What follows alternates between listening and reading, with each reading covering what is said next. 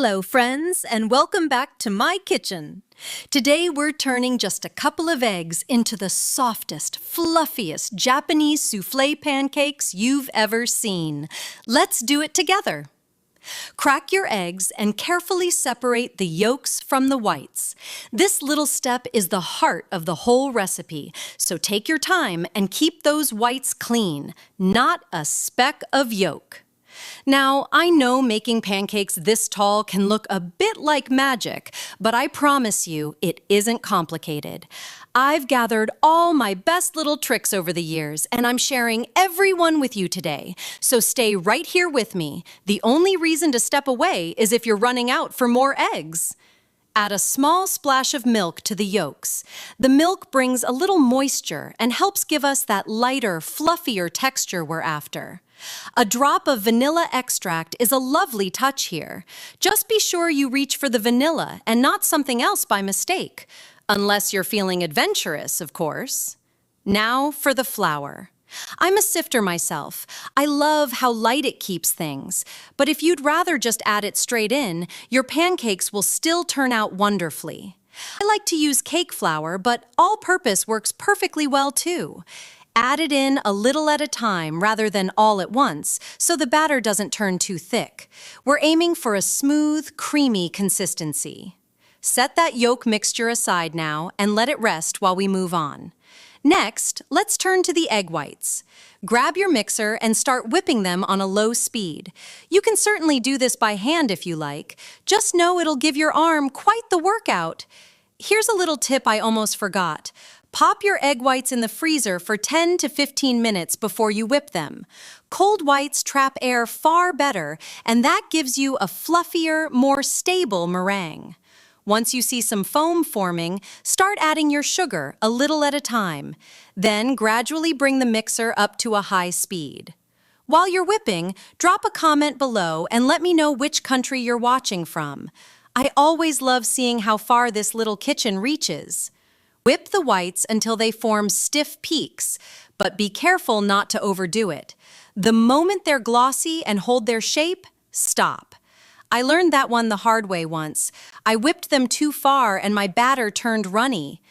And here we are at the part that brings it all together.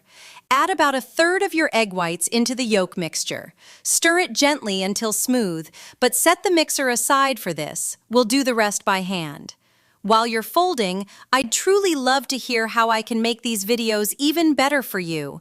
Your suggestions mean so much to me. Now pour that mixture back into the rest of your egg whites. Gently fold it all together with a spatula. No whisk, no mixer here. Keeping everything light and airy is the whole secret. This is what creates those little air pockets that make the pancakes rise so beautifully. Now let's grab a pastry bag. If you'd rather skip it, that's perfectly fine. You have options. Transfer the mixture into the bag. No pastry bag? Just use a regular bag and snip off one corner. Or honestly, you can simply spoon the batter gently into the pan if you prefer. Turn your stove to low heat, and I mean nice and low. See how gentle my flame is? Give the pan a light oiling. Getting the heat right is the most important part of these pancakes. If it's too high, they'll puff up quickly but then sink just as fast the moment you take them off the heat. Low and slow is the way. Now, gently squeeze the batter onto your warm skillet. See how it holds its shape and doesn't spread out? That's your meringue showing off, a sign you whipped it just right. Add a few drops of water to the pan.